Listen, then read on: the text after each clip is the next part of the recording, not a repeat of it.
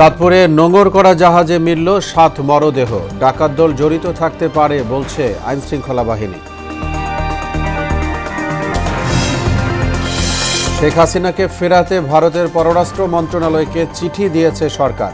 BDR হত্যাকাণ্ড তদন্তে ৭ সদস্যের কমিশন। ভারতের ইন্ধনেই দেশবিরোধী কর্মকাণ্ড করেছেন শেখ হাসিনা বলছে বিএনপি। আইনশৃঙ্খলা পরিস্থিতি নিয়ে প্রশাসনের ভূমিকার সমালোচনা। এবং সম্ভাবনার চেয়ে অভিশাপ বয়ে এনেছে বিআরটি প্রকল্প। অপরিকল্পিত উন্নয়নের যন্ত্রণায় গাজীপুরবাসী, প্রকল্প সংস্কারের তাগিদ বিশেষজ্ঞের।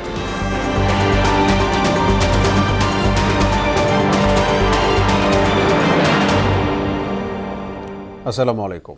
আমন্ত্রণ মোহনা সংবাদে। এতক্ষণ শুনছিলেন শিরোনাম। আপনাদের সঙ্গে আছি মোহাম্মদ ওয়ালিউল্লাহ। এবার বিস্তারিত। চাঁদপুরে মেঘনা নদীতে নোঙর করা এমভি আল বাখেরা জাহাজে মিলল ৭ জনের মরদেহ। আর মুমূর্ষু অবস্থায় ৩ জনকে হাসপাতালে ভর্তি করা হয়েছে।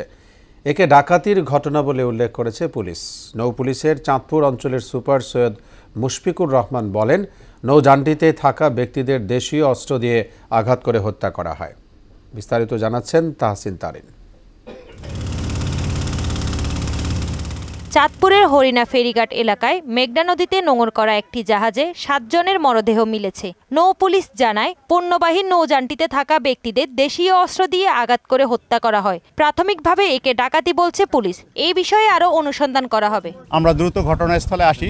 এসে আমরা ভিন্ন ভিন্ন রুমে 5টি লাশ শনাক্ত করি এবং 3 জনকে মুমূর্ষু অবস্থায় উদ্ধার করি। প্রাথমিক কার্যক্রম চলছে। আপাত দৃষ্টিতে মনে হচ্ছে যে দেশীয় অস্ত্র দ্বারা এদেরকে আঘাত করে মারা হয়েছে। নৌযানটির নাম এমভি আল বাখেরা। এতে করে সার পরিবহন করা হচ্ছিল। নিহতেরা নৌযানটির চালক ও অন্যান্য কর্মী। আলবক্তিয়ার নাম করে জাস্ট যখন ডাকাতি হয়েছে, এখানে জাস্টটা যখন ঠেকা, তখন আমার ক্যাপ্টেন বিএসএফ 16 নম্বর চ্যানেলের ভিতরে জানতে পারলো যে জাস্টটা ডাকাতি হয়েছে এবং 8 জন স্টাফকে খুবই তারা হত্যা করছে। তখন আমরা ডিসিশন নিয়ে আমরা ডাইন সাইডে চাপায়া আমরা নৌকো নিয়ে একটা জায়গায় আসি। আসার পরে দেখি এখানে নৌ পুলিশ এবং কোস্টগার্ড, তাদের সাথে কথাবার্তা বললাম। তারা বললো যে হ্যাঁ, এটা এরকম অবস্থা, 3 জন বেঁচে আছে। 3 জনকে গুরুতর জখম অবস্থায় পাওয়া যায়। পরে তাদের উদ্ধার করে চিকিৎসার জন্য হাসপাতালে পাঠানো হয়। তাহসিন তারিন, মোহনা সংবাদ। ঘটনাস্থল থেকে বিষয়ে কিছুক্ষণ আগের তথ্য জানাচ্ছেন সহকর্মী মোহাম্মদ ফাহাদ। দুপুর নাগাদ চাঁদপুরে প্রশাসন থেকে জানানো গেছে যে চাঁদপুরে মোট এমবি বারাকার লঞ্চ থেকে মোট 7 জনের মরদেহ উদ্ধার হয়েছে। তবে ঘটনাস্থলে আমরা যেটুকু এসে দেখেছি, এখানে মোট 5 জনের মরদেহ উদ্ধার করা হয়েছে। স্থানীয় নৌ পুলিশ, কোস্টগার্ড ও কোস্টগার্ড সহ স্থানীয় পুলিশের সদস্যরা। তবে আমি যেহেতু জানি 5 জনের লাশ উদ্ধার করা হলেও এখানে আরও মোট 3 জনকে মুমূর্ষু অবস্থায় পাওয়া গেছে, যাদেরকে চাঁদপুর সদর হাসপাতালে রেফার করা হয়েছে। সেখানে আরও 2 জন চিকিৎসাধীন অবস্থায় মৃত্যুবরণ করেছে। মোট 7 জন এ পর্যন্ত মৃত্যুবরণ করেছে। আমি যদি আপনাকে আরেকটু জানিয়ে রাখতে চাই, এই এমভি আল বারাকা জাহাজটি মূলত চাঁদপুর হাইমসার মেঘনা নদীর তীরবর্তীতে নোঙর করা অবস্থায় অবস্থান করেছিল, যেখানে এই মরদেহগুলো উদ্ধার করা হয়েছে। সেখানে এসে নৌ পুলিশ ও কোস্টগার্ড সহ পুলিশ সদস্যরা, আমাদের নৈশ্রী মুশফিকুর রহমান আমাদেরকে জানিয়েছেন যে এই লাশগুলো মূলত এক জায়গায় থেকে পাওয়া যায়নি। বিভিন্ন ওয়ালস্কুটের বিভিন্ন জাহাজটির বিভিন্ন জায়গা থেকে মূলত এই মরদেহগুলো উদ্ধার করা হয়েছে। তো এই পর্যন্ত সার্বিক এখন পর্যন্ত উদ্ধার কাজ পরিচালনা আছে এবং পরবর্তীতে আরও জানানো হবে। তবে এই মুহূর্তে ঘটনাস্থলে চাঁদপুর জেলা প্রশাসক ও চাঁদপুর নৌএসপি ও নৌ পুলিশ কোস্টগার্ডের সহ তদন্ত কর্মকর্তারা এই পর্যন্ত অবস্থান করছেন। এই ছিল আমার কাছে চাঁদপুরের এমভি বারাকা লঞ্চ থেকে মরদেহ উদ্ধারের সর্বশেষ খবর। পিলখানায় হত্যাকাণ্ড তদন্তে 7 সদস্যের কমিশন গঠন করা হয়েছে বলে জানালেন স্বরাষ্ট্র উপদেষ্টা জাহাঙ্গীর আলম চৌধুরী। রাজধানীর পিলখানায় এক অনুষ্ঠানে কথা জানান তিনি। এদিকে শেখ হাসিনাকে ফেরাতে ভারত সরকারকে চিঠি দেয়া হয়েছে বলে জানিয়েছেন পররাষ্ট্র উপদেষ্টা তৌহিদ হোসেন। বিস্তারিত কাজী পাপ্পুর রিপোর্টে। কোনো ধরনের কমিটি গঠন এখন পর্যন্ত করবেন না বলে সিদ্ধান্ত গৃহীত হয়েছে। গত 15 ডিসেম্বর আইনজীবী তানভীর জানান, বিডিআর বিদ্রোহে হত্যা ও বিস্ফোরক আইনে দুটি মামলা বিচারাধীন থাকায় আপাতত তদন্ত কমিটি করার প্রয়োজন মনে করছে না স্বরাষ্ট্র মন্ত্রণালয়। এরপরেই ফুঁসে ওঠে ছাত্র জনতা সহ নিহত পরিবারের সদস্যরা। আন্দোলনরত শিক্ষার্থীরা সময় বেঁধে দেয় কমিটি গঠনের, এরপরেই নিজেদের অবস্থান পাল্টায় সরকার। পিলখানায় বিজিবির সদর দপ্তরে পদক প্রদান ও বীর মুক্তিযোদ্ধাদের সংবর্ধনা অনুষ্ঠানে স্বরাষ্ট্র উপদেষ্টা জানান, বিডিআর হত্যা তদন্তে কমিশন গঠনের কথা। মাননীয় প্রধান উপদেষ্টা উনি সিগনেচার করে দিয়েছেন, গতকাল রাত্রি উনি সিগনেচার করে দিয়েছেন এবং আমাদের এই কমিটির সদস্য সংখ্যা হবে হলো 7 জন এবং আমাদের এইখানকার এক মহাপরিচালক ছিলেন ALM ফজলুর রহমান স্যারে হচ্ছেন এটার সভাপতি এবং এর সাথে আমাদের সামরিক বাহিনী আরো 2 জন সদস্য থাকবেন। ছাত্র জনতার আন্দোলনে গত 5 আগস্ট ভারতে পালিয়ে যাওয়া সাবেক প্রধানমন্ত্রী শেখ হাসিনাকে ফেরাতে মন্ত্রণালয় কি পদক্ষেপ নিয়েছে তাও জানান জাহাঙ্গীর আলম চৌধুরী। ফেরত পাঠানোর ব্যাপার তো আমরা তো পাঠিয়ে দিয়েছি পররাষ্ট্র মন্ত্রণালয়ে, আমাদের চিঠি অলরেডি চলে গেছে ওনারে এক্সট্রাডিশন করার জন্য। এদিকে শেখ হাসিনাকে ফেরাতে ভারতকে চিঠি দেওয়া হয়েছে বলে জানিয়েছেন পররাষ্ট্র উপদেষ্টা তৌহিদ হোসেন। আমরা জানিয়েছি ইন্ডিয়াকে। আমরা তাকে যে চাওয়া হচ্ছে ফেরত বিচার ব্যবস্থার জন্য সেটা জানিয়েছি। কাজী পাপ্পু, মোহনা সংবাদ, ঢাকা। বাংলাদেশের অবকাঠামো প্রকল্প থেকে বিপুল পরিমাণ অর্থ আত্মসাতের অভিযোগ উঠেছে সাবেক প্রধানমন্ত্রী শেখ হাসিনা ও তার পরিবারের বিরুদ্ধে। অভিযোগের তদন্তে নাম এসেছে শেখ হাসিনার বোনের মেয়ে ও যুক্তরাজ্যের ক্ষমতাসীন লেবার পার্টির মিনিস্টার টিউলিপ সিদ্দিকেরও। আর এই ঘটনায় যুক্তরাজ্যেও তাকে জিজ্ঞাসাবাদ করেছেন দেশটির কর্মকর্তারা। মূলত দেশটির মন্ত্রিপরিষদ অফিসের ন্যায় এবং নৈতিকতা দল তাকে এই জিজ্ঞাসাবাদ করে। রোববার রাতে এক প্রতিবেদনে এই তথ্য জানিয়েছে যুক্তরাজ্যের সংবাদপত্র সানডে টাইমস। শেখ হাসিনার সব কর্মকাণ্ডই ছিল দেশবিরোধী। বিরোধী দল দমন করে বাংলাদেশের গণতন্ত্র ধ্বংসে ভারতেরও দায় আছে বলে মন্তব্য করলেন বিএনপির সিনিয়র যুগ্ম মহাসচিব রুহুল কবির রিজভী। সকালে দলের কেন্দ্রীয় কার্যালয়ে এক অনুষ্ঠানে শেখ হাসিনার অনেক অপকর্মের সঙ্গে দেশটির সম্পৃক্ততার প্রমাণ পাওয়া যায় বলেও দাবি করেন তিনি। এ সময় আইনশৃঙ্খলা পরিস্থিতির অবনতি নিয়ে বিচার বিভাগ ও প্রশাসনের নীরব ভূমিকার সমালোচনাও করেন রুহুল কবির রিজভী। আরও জানাচ্ছেন তানজিদ ভুইয়া। বিএনপি চেয়ারপারসন বেগম খালেদা জিয়ার সুস্থতা কামনায় দোয়া মাহফিল আয়োজন করে জাতীয়তাবাদী মুক্তিযোদ্ধা দল। এতে উপস্থিত ছিলেন বিএনপির বিভিন্ন পর্যায়ের নেতারা। বক্তারা বলেন, দেশকে এগিয়ে নেয়ার ক্ষেত্রে জিয়াউর রহমান ও বেগম খালেদা জিয়ার অবদান অস্বীকার করলে ইতিহাস ক্ষমা করবে না। নিত্যপণ্যের ঊর্ধ্বগতি সহ বর্তমানে আইনশৃঙ্খলা পরিস্থিতি নাজুক অবস্থায় আছে বলেও মন্তব্য করেন তারা।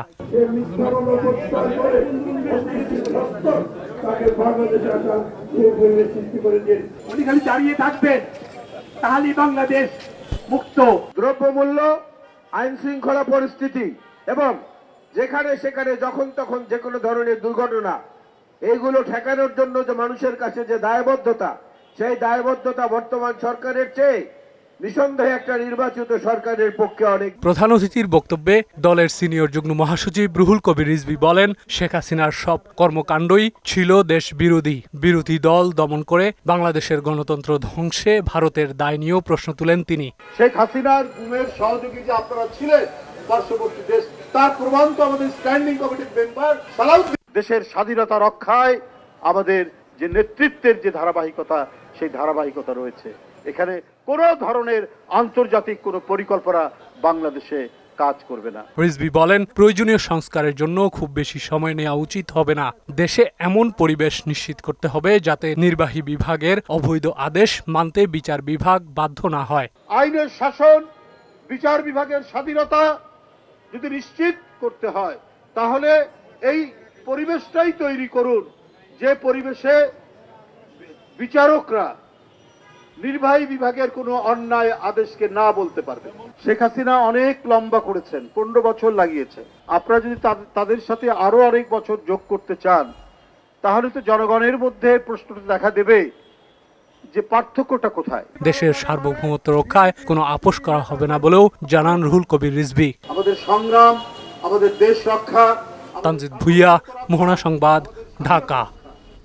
সম্ভাবনার পরিবর্তে অভিশাপ হয়ে উঠেছে বাস র্যাপিড ট্রানজিট বিআরটি প্রকল্প। 1 যুগেরও বেশি সময় সইতে হয়েছে উন্নয়নের যাতনা। এখন সড়ক বাড়াতে গিয়ে কমেছে ফুটপাতের পরিমাণ।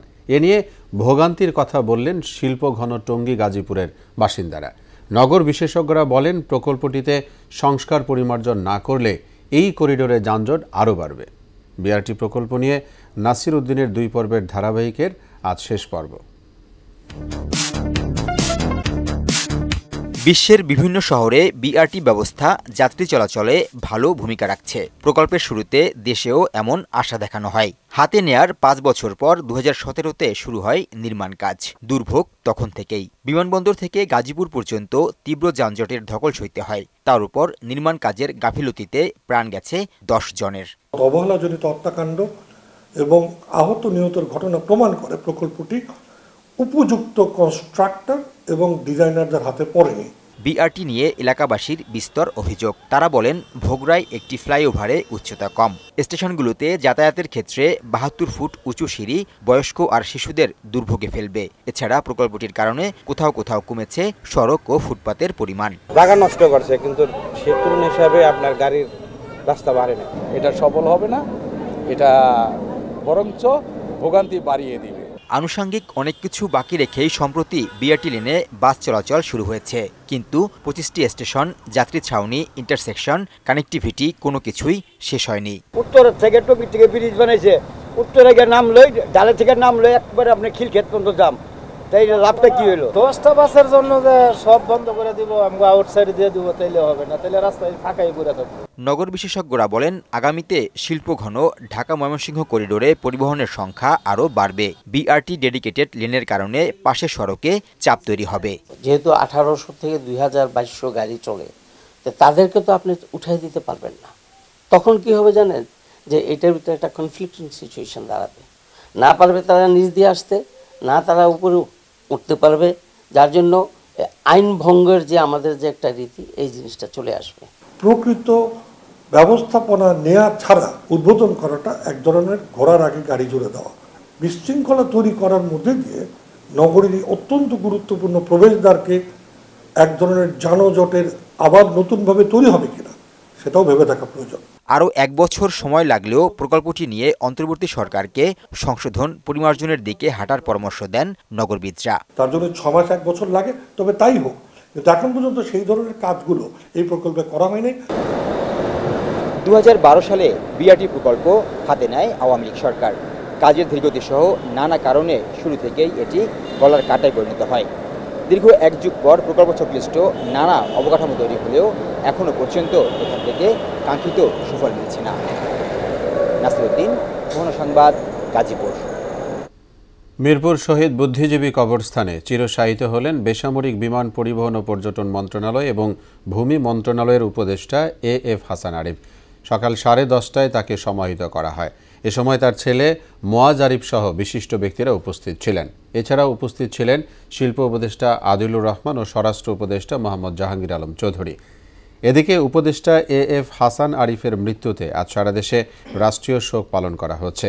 অর্ধনমিত রাখা হয়েছে জাতীয় পতাকা। এবার ফিরে দেখা 2024।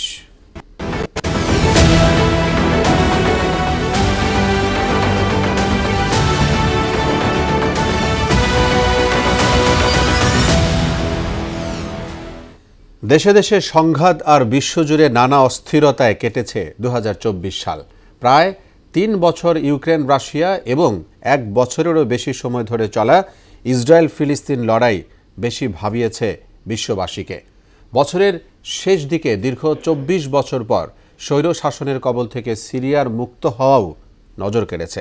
বিদায়ী বছরে মার্কিন প্রেসিডেন্ট হিসেবে ডোনাল্ড ট্রাম্পের বিজয় লাভ ছিল বিশাল এক খবর। বিস্তারিত জানাচ্ছেন ইশতিয়াক হোসেন।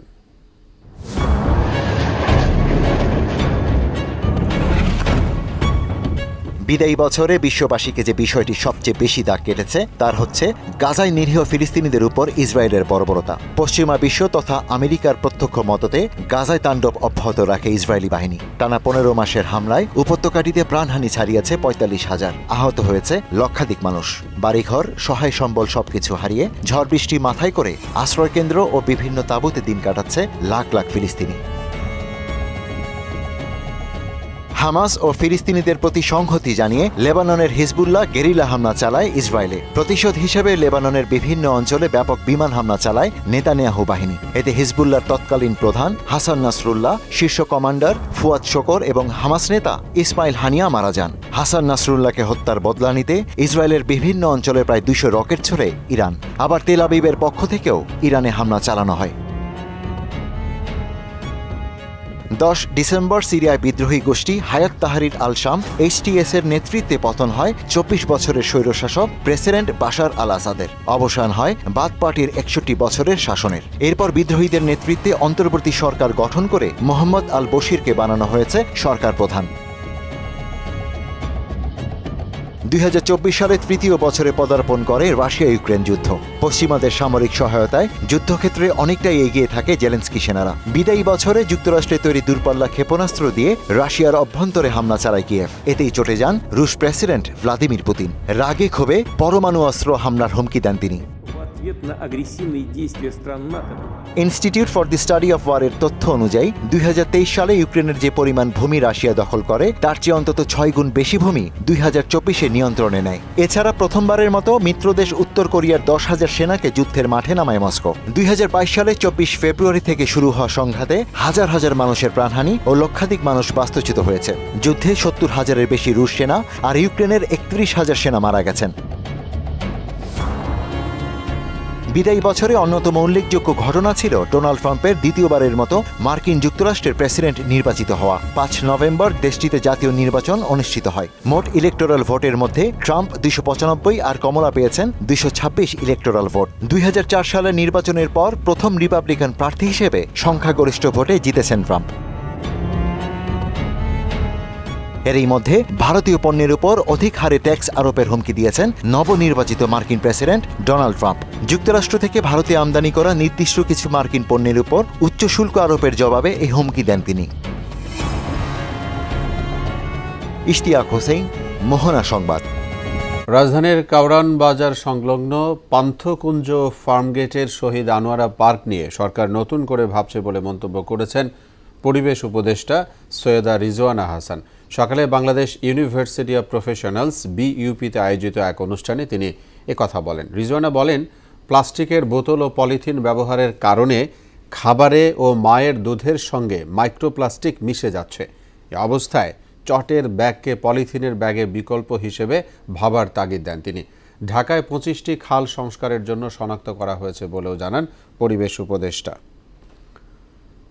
গত 24 ঘণ্টায় রাজধানীতে অভিযান চালিয়ে 93 জন ছিনতাইকারীকে গ্রেফতার করেছে বলে জানিয়েছেন ডিএমপির অতিরিক্ত police commissioner SM Nazrul Islam. ডিএমপির গণমাধ্যম শাখায় এক সংবাদ সম্মেলনে তিনি এসব কথা বলেন। এ সময় তিনি আরও বলেন, ছিনতাই প্রতিরোধে অপরাধ প্রবণ এলাকা চিহ্নিত করে অভিযান পরিচালিত হচ্ছে।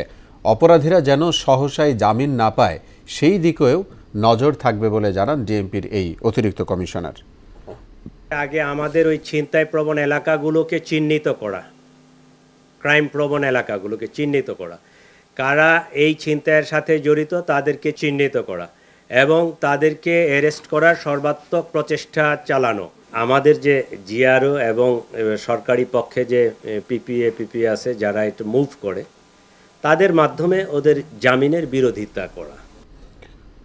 ব্যাংকিং খাতের লুটপাট সহ বিভিন্ন অনিয়মের মাধ্যমে আওয়ামী লীগ দেশের অর্থনৈতিক অবকাঠামোকে ধ্বংস করেছে বলে অভিযোগ করেছেন বিএনপির ক্রীড়া বিষয়ক সম্পাদক আমিনুল হক। বিকেলে বিএনপি আয়োজিত এক কর্মশালায় একথা বলেন তিনি। তত্ত্বাবধায়ক সরকার ব্যবস্থা পুনর্বহাল হওয়ায় জনগণ সুষ্ঠুভাবে ভোট দিতে পারবে বলেও আশা জানান বিএনপির এ নেতা। আরও জানাচ্ছেন হুমায়ুন কবির।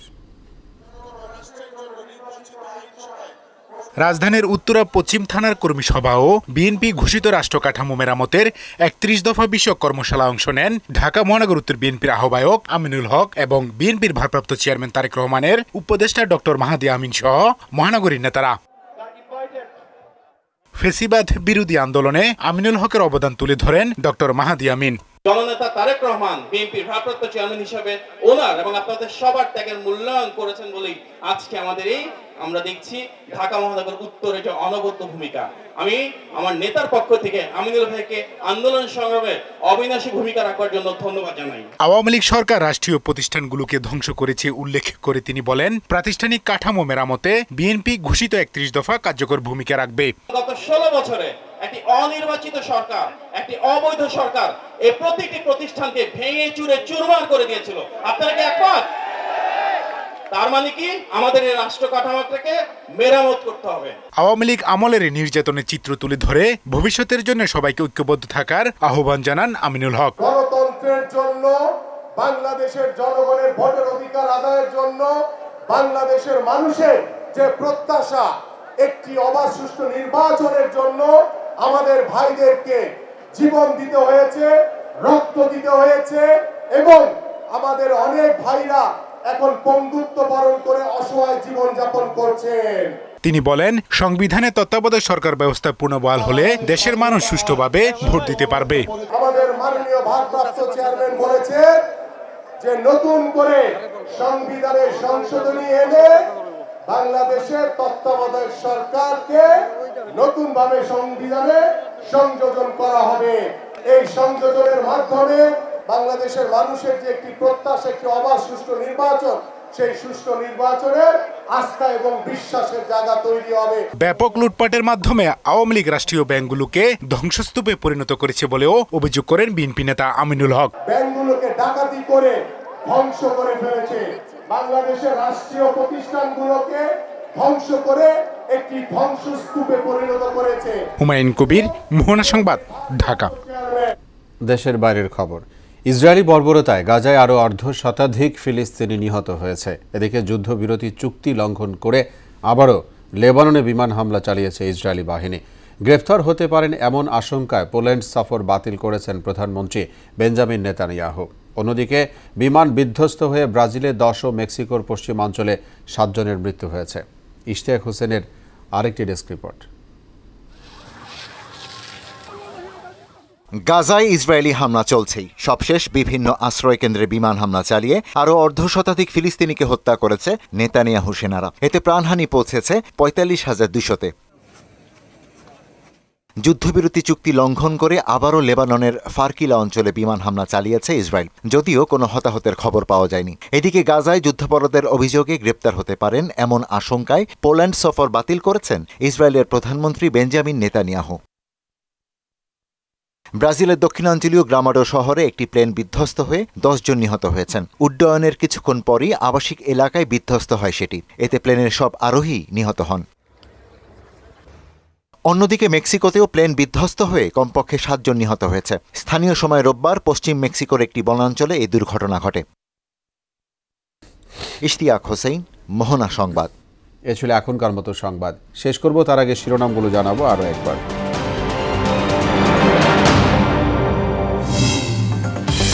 চাঁদপুরে নোঙর করা জাহাজে মিলল 7 মরদেহ। ডাকাত দল জড়িত থাকতে পারে বলছে আইনশৃঙ্খলা বাহিনী।